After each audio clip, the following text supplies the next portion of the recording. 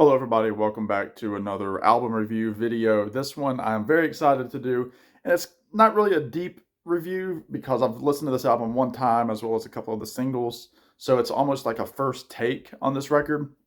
But I want to get it out there for you rock and roll fans, you fans of great guitar hooks, tight melodies, harmonies, uh, that kind of thing. But especially, I want to get it out there for you, Tom Petty and the Heartbreakers fans. As many of you know, Tom Petty's Heartbreakers. That's my favorite American band. Other than the Beatles, it's my second favorite band of all time. There's just something about their melodies, their hooks, the lyrics that relate so much to me. And hearing those songs just always takes me to a place that I love. And with that, I'm also a fan of all of the side projects that have really come into being, especially since Tom Petty's passing in 2017. You have Benmont Tench, who just released a fantastic album called The Melancholy Season. It's his second solo album. Mike Campbell, guitarist of the Heartbreakers, is I think just about to announce a new record very shortly. He just put out a new single, which would be his fourth record with his band, the Dirty Knobs, since the Heartbreakers abruptly had to quit after Tom's passing. So you have these two, guys that are really finding their own as solo artists. And there's one person that's kind of been um, in the background for so long with the Heartbreakers. He was an integral part of the Heartbreakers from album one all the way up to his last recording sessions with them on the Mary Jane's Last Dance, Something in the Air tunes from the Greatest Hits album in 1994 or 93 or 94. I'm talking, of course, about original drummer and vocalist Stan Lynch. Stan has been all over the place since he was really let go of the Heartbreakers. But he's worked with so many different people. Obviously, everything that the Heartbreakers worked on with countless artists. He's also done work with Don Henley, people like that. So Stan has also just been a great guy in the production booth. He's been writing songs to so many people, and just one of those very underappreciated talents that we're still so fortunate to have with us. And he has just put out a brand new record with a new band called The Speaker's War. Now, this is the vinyl record. Just got it in the mail a few days ago. Absolutely loved it. It's fantastic. I'm definitely looking forward to future spins with it, but it was really started as a project with Stan Lynch and John Christopher Davis, who is the main vocalist of the group, and just a very cool record. Again, it's got that crunchy feel to it that you would expect for somebody with in Stan Lynch's life to have this long rock and roll catalog. So you expect it to be a rockin' album. You expect it to have hints of the groups and artists that he's worked with in the past, and it's definitely all there. You have Tom Petty and the Heartbreaker vibes. You can't help it; it's on there. The drawl of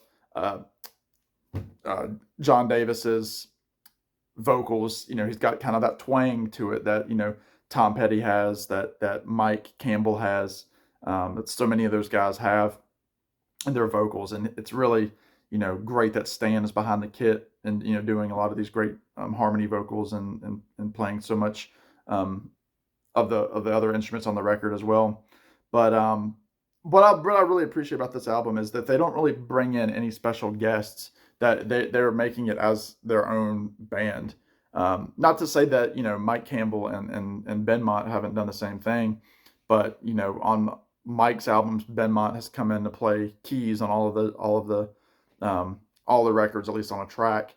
Benmont's latest album had members of Dawes and Sarah Watkins from Nickel Creek and people like that. And this is very much like this is a record that's saying we're our own thing. Sure, we'll acknowledge the influences that we've worked with over the years, but we're our own project here, and I really do appreciate that. Here is the inner sleeve, which is cool. There is Stan looking absolutely incredible. Just the coolest dude. All the things that I've heard about Stan, um, just in different interviews and stuff, they just say that he's just such a cool guy. Um, and there's John right there in the front, and then the rest of the guys. But you got 10 tracks on the record. Again, you got some great organ playing on here, some Hammond organ. It sounds like, or Wurlitzer, which has that feel the Heartbreakers loved uh, organ. And again, I'm not comparing this to a Heartbreakers record. I'm just saying so that I can get people interested in this album. You know, if you like those sounds, you're gonna like this record. Uh, some guitar licks that have that feel to it. Some songs kind of sound like Into the Great Wide Open era. And one of the things that I found fascinating about a lot of the songs is a lot of these songs remind me production wise of like 80s Jeff Lynne, especially when he was working with Tom and the Heartbreakers. Obviously Tom's solo record, and then Into the Great Wide Open in '91. But yeah, I mean, just the musicianship on this is fantastic. The first track, "You Make Every Lie Come True," is just a great tune. It's got this great like harmonica kind of. Uh, Folk rock is not the term for it, but it starts with this great harmonica track. "It Ain't Easy" was one of the singles that just rocks. Uh, the song "The Forgiveness Tree." When I heard that song, it's the ballad that closes out side A. Uh, it reminded me so much of like of Don Henley and Into the Innocents, like that kind of a feel to it. Which again, Stan had a lot to do with that project, and it's definitely a callback to those types of tunes, to that kind of production, and I really really like it. My favorite song on the album right now is track number 7. It's called Traitors South. And I can't help but, I can only think that it's a song about Tom. Uh, the first line is, "Tom was an outlaw, criminal man," and then line 2, "He won Traitor South on a high poker hand." I'll just say the whole first verse. Um, when his dancers needed music, that's how I came to be, working his working his shithole back in '73. Um, yeah, so just, and he mentions Highway 441, which Tom Petty mentions in his writing as well. But again, the chorus is just great. It's just like a great like kind of like raise your glass and remember me kind of tune, where they say, "Those days are long gone, but a few of us still live on, trying to remember, trying to hold on to the nights bent and wasted, singing our songs. Here's to that bastard, old traitor Tom." Um, and I really, really like that tune. Uh, and the album closes, and I didn't talk about every track, but the album closes with a song called "I Wish You Peace," which is just this great, very simple lyrical tune, but just a great kind of adios and farewell kind of tune.